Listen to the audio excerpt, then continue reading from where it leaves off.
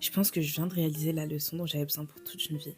En fait, la seule bonne nouvelle, c'est que rien dure pour toujours. En fait, comme ça paraît bête et ça paraît même évident. Rien ne dure pour toujours. Mais au final, c'est tout ce qu'on a besoin d'entendre. Peu importe toutes ces mauvaises nouvelles que tu peux recevoir, il n'y en a aucune qui dure pour toujours. Il n'y en a aucune qui va te bloquer, qui va être vraiment permanente et qui va juste t'empêcher de vivre ta vie. Par contre, tu sais ce qui dure toujours? C'est ton état d'esprit. L'état d'esprit dans lequel tu te mets, même ça en vrai, ça dure pas pour toujours. Et ça peut te mettre dans la même situation, te mettre en pause, entre guillemets, et t'empêcher d'avancer dans la vie et d'aller là où tu es censé aller. Alors que, en réalité, rien ne dure pour toujours. Rien. Aucune des mauvaises nouvelles que tu as eues ne durera pour toujours. Et si tu es contente d'avoir une bonne nouvelle, ok. Mais ça ne durera pas pour toujours. Fais en sorte d'en avoir plus. Pour moi, il n'existe pas vraiment de bonnes et de mauvaises nouvelles. Tout est juste une information au final. Et vous savez que ce genre de réflexion, j'aime énormément. Parce que je trouve que c'est ça qui m'aide à être plus humaine, à devenir une meilleure personne. À me dire que là où j'essaie de mettre de la réflexion, c'est là où je décide que je mets mon cerveau, là où je décide de mettre mon cœur. Et j'aime l'idée que mon cœur arrive à comprendre le monde autour de moi comme un jeu. Chaque année, je passe des niveaux, même chaque 6 mois au final. Et le but de la vie, ça n'a jamais été d'être meilleur que quelqu'un d'autre ou d'être plus intelligent que quelqu'un d'autre. Non, le but depuis le début, en fait, c'était juste d'évoluer. Le but, c'était juste d'évoluer.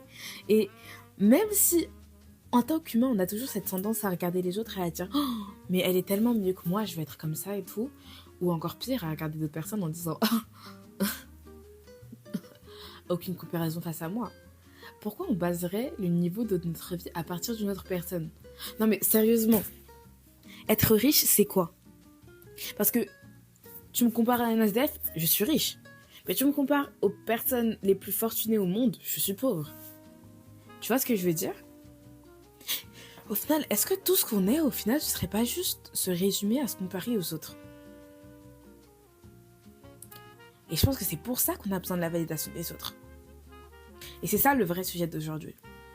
Désolée, j'ai fait fonctionner ton cerveau et aller dans tous les sens parce que je pense que c'est des bases qu'on doit avoir pour venir au sujet de base. Mais je voulais pas les aborder comme des définitions, mais plus comme des réflexions. Parce qu'en réalité, aujourd'hui, on parle de la validation. Et pourquoi on a tellement besoin de cette validation? C'est vrai. Pourquoi? J'aime bien le fait que la musique s'arrête maintenant parce que c'est là qu'on rentre dans le vif du sujet. Donc, pourquoi on cherche cette validation constante des autres et pourquoi on a besoin d'être validé pour être accepté? Pourquoi on a besoin en fait juste de sentir que tout ce qu'on est dépend des autres? Je pense qu'on vient de répondre à la question. En réalité, c'est parce que notre identité est définie par rapport à notre groupe en tant que communauté. En gros, ce que je veux dire, c'est que par exemple, moi, je suis définie comme une personne de la classe moyenne aisée, on va dire. En tout cas, je pense que c'est ce dont je suis. Parce que c'est une moyenne, c'est une classe dans laquelle je suis par rapport aux autres individus d'un même environnement. Mais au final, est-ce que c'est ça qui nous définit? Notre beauté, elle est définie par rapport à des standards de beauté qui sont infligés par cette société. Tout ce qu'on est défini par cette société. Au final, est-ce que c'est notre argent qui fait qui on est? Non. Et je pense que le but de cette identité, le but de notre vie, comme je l'ai dit plus tôt, c'est de comprendre que la vie, c'est des niveaux. C'est un peu comme une échelle que tu montes. C'est pas quelque chose de fixe. C'est pas une course. C'est un chemin qui est seul. Et il n'y a pas le besoin d'avoir la validation de tout le monde parce qu'en réalité, je t'assure que tu veux pas la validation de tout le monde. Est-ce que tu pourrais me dire même le nombre de personnes que tu n'aimes pas ou que tu n'apprécies pas? Si toi, tu n'apprécies pas tout le monde, pourquoi tu aurais besoin de la validation de tout le monde? Je comprends pas. Et moi non plus. Hein. Je dis toi, mais quand je dis à toi, je me parle à moi-même parce que... si tu savais... Mais je pense que c'est ça aussi qu'on a comme pression quand on est une femme. Faut toujours être jolie. Mais être jolie, c'est pour qui? Moi, je me trouve jolie quand je me réveille. Donc pourquoi quand je sors, on me dit que j'aurais pu faire des efforts? Ah, faut toujours être ci, faut toujours être ça, mais en réalité, faut juste toujours plaire. Faut toujours être intelligente, mais intelligente par rapport à qui? Faut toujours être mieux que les autres, mais pourquoi? Et vous savez, je pense qu'en réalité, c'est ça la source du problème.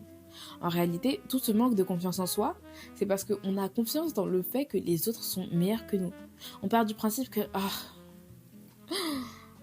elle est tellement plus belle que moi. Je pensais que j'étais belle, mais quand je l'ai vue, waouh. Peut-être que je devrais. Ouh, tu vois le problème? Tu le vois là où moi je le vois? En fait, toute notre identité, elle est basée sur le fait de voir les autres comme étant soit supérieurs ou inférieurs à nous, peut-être même égaux, mais ça encore, c'est compliqué à trouver. On base notre identité sur les autres, donc évidemment, le fait d'avoir la validation des autres, c'est comme quelque chose qui est prérequis, parce que c'est ce qui valide qui tu es. Personne n'a envie d'être rien ou personne. Mais le seul moyen d'avoir une identité, c'est d'être élevé par un groupe, de faire partie d'une communauté. En réalité, c'est pour ça qu'on cherche cette validation. Mais aujourd'hui, j'aimerais t'apprendre comment s'en passer. Et j'aimerais l'apprendre aussi. Je te donne des informations et espérons que ça marchera. Je dirais que la première étape, c'est de commencer à réaliser ton identité. Apprends à te connaître. Passe du temps seul. Regarde-toi dans le miroir au moins pendant 5 minutes, tous les jours. Regarde ce que t'aimes pas, et apprends à aimer ce que t'aimes pas. C'est ça la vraie richesse. C'est ça la vraie estime de soi, c'est de pouvoir se regarder dans le miroir et de se dire « Ok, ça c'est bon, ça c'est pas bon, etc. » Et au final, si le but de cette vie en général, c'était juste de se regarder et de se dire « Je suis qui je suis. » Tu comprends? Je sais pas si tu vois. Tu es qui tu es. Tout ça, c'est qu'une expérience.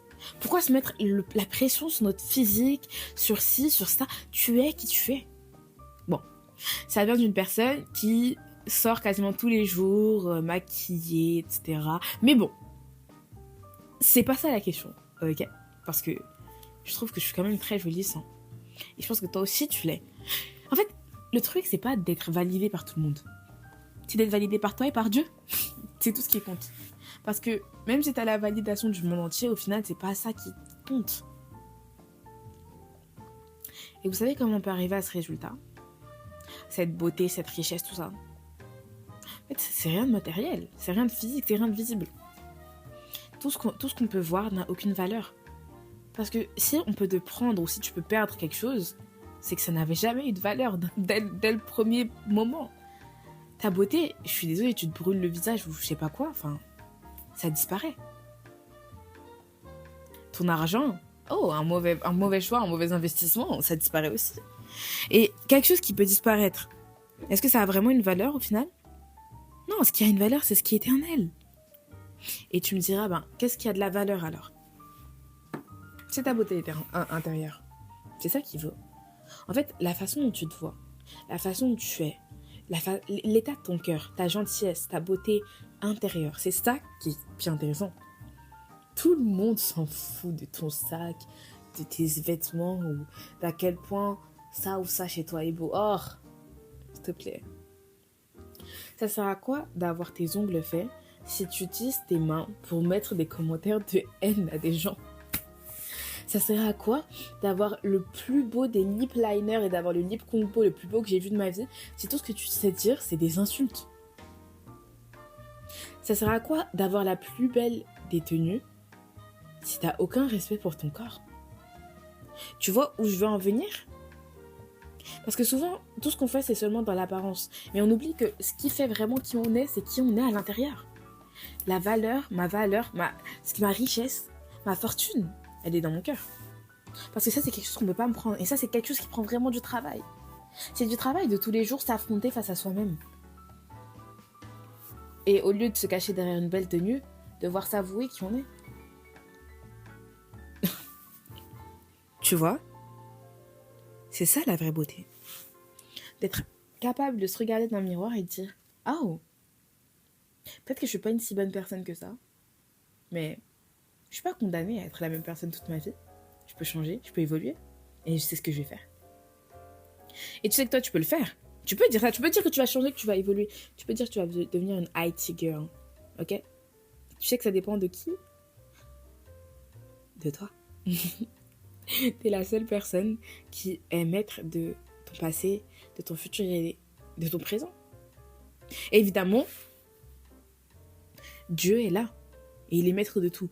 Mais je parle en termes de décision. Parce que même si Dieu est maître de tout, il te laisse faire tes choix.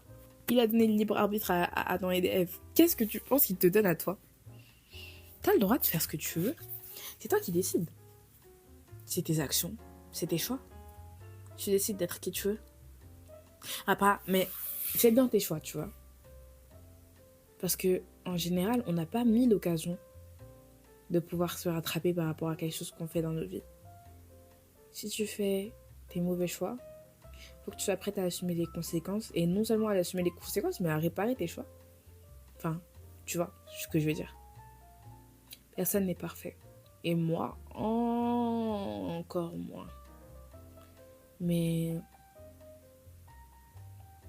voilà. Je pense que la beauté, c'est pas ce que tu ressembles. La richesse, c'est pas ce que tu as. Tout ça, c'est qui tu es au final. C'est là où toi, t'es censé trouver ta valeur et c'est tout ce qui compte. Je t'assure que j'ai l'impression que l'extérieur reflète l'intérieur. Tu t'aimes, donc tu prends soin de toi. Tu t'aimes, donc tu vas prendre le temps de bien t'habiller. Tu vas prendre le temps de bien de faire en tout cas ce qui te fait te sentir bien dans ta peau aussi. Parce que tu sais déjà que tu le vaux. Tu vois parce que tu as travaillé sur l'intérieur. Si on mettait un peu moins de travail sur l'extérieur et plus sur l'intérieur, on comprendrait.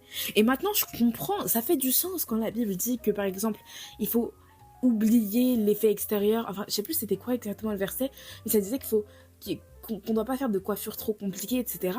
Parce que dans ce cadre-là, vraiment, si tu prends le temps de bien le lire, en fait, tu réalises qu'il est question de ne pas faire des choses qui te demandent trop d'efforts. Parce que si tu mets plus d'efforts sur ton extérieur que sur ton apparence intérieure, c'est là où est le problème.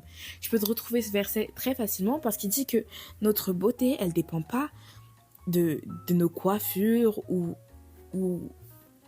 de notre apparence. Elle dépend de qui on est. Je t'ai retrouvé le verset, mais par contre, j'ai pas la ref. Ah si, 1 Pierre 3, verset 3. Votre beauté ne doit pas être extérieure, coiffure compliquée, bijoux en or, robe trop élégante. Elle doit être cachée à l'intérieur de vous-même. Un cœur doux et calme, voilà la beauté qui a beaucoup de valeur pour Dieu. Et elle ne disparaît pas. Autrefois, les femmes croyantes qui espéraient en Dieu avaient cette beauté-là, parce qu'elles obéissaient à leur mari. Ouh! Par exemple, Sarah obéissait à Abraham, et elle l'appelait mon maître. Maintenant, vous êtes ses filles. Et si vous le faites bien, sans vous laisser troubler par aucune peur. Et les maris, prenez soin de votre femme dans la vie commune, etc., etc., etc. Mais, je sais pas si vous voyez vraiment ce qui est dit dans ce verset. Il est dit que un cœur doux et calme, voilà la beauté qui a beaucoup de valeur et elle ne disparaît pas. La beauté corporelle disparaît, la beauté de ton compte bancaire disparaît aussi. Mais la beauté de qui tu es à l'intérieur ne disparaît pas. Et c'est sur ça que tu dois te concentrer. Tout part de l'intérieur. Ok ? Tu vois, quand on dit un esprit sain dans un corps sain, c'est exactement ça. L'intérieur de qui tu es montrera qui tu es à l'extérieur. J'espère que je t'ai appris une bonne leçon et je te souhaite une très bonne journée. Que Dieu te bénisse, tu es béni et tu es une bénédiction. Amen.